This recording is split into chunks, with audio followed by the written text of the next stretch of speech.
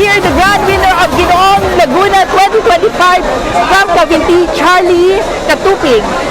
Charlie, congratulations for winning Ginoong Laguna 2025. Thank you so much po. And salamat How po do sa you lahat. feel right now? I'm feeling happy because this is one of my ultimate goal in life, to be your Ginoong Laguna. And I'm happy for everyone who supported me in this journey.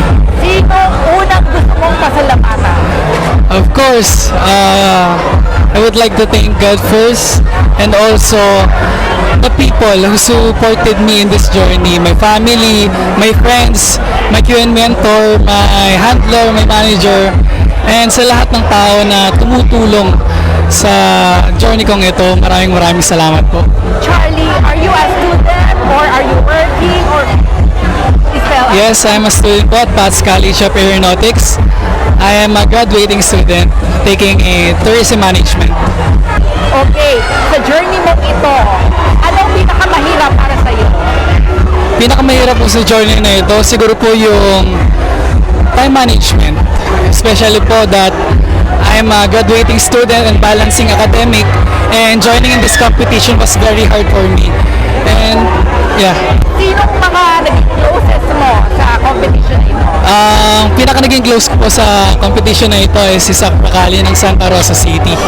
Si Zach? Yes po, si Zach Prakali. I see. Okay.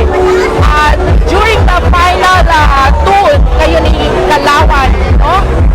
Anong pinag-uusapan ninyo?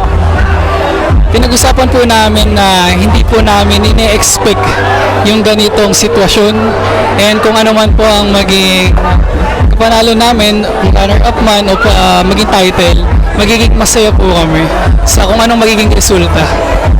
Anong nilulook forward mo during your reign? Look forward ko po is yung magkaroon po ng makabuluhang journey. Sino ang mga Q&A mentor ko? Kasi parang napakakalmado mo sumagot sa Q&A. My Q&A mentor since 2023 po is si Carlo Pina po from Cabuyao City. He is also a teacher soon.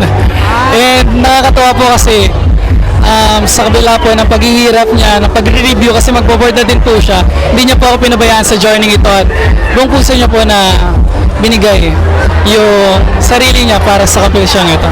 Alam ko, ikaw ang naging Ginoong Cavinti, right? Yes po, 2024. Prior to that, may ibang pageants ka ba? Wala na po, dito po ako nakafocus sa Ginoong Laguna. Ginoong Cavinti, tapos ito na, Ginoong Laguna. Soon, magjo-join ka ba sa national pageant? Yes po, if given the opportunity, sasali po ako ng national to represent my beloved province. Okay guys, abangan natin siya sa national pageant. Thank you very much and Thank you so much congratulations, po. Charlie.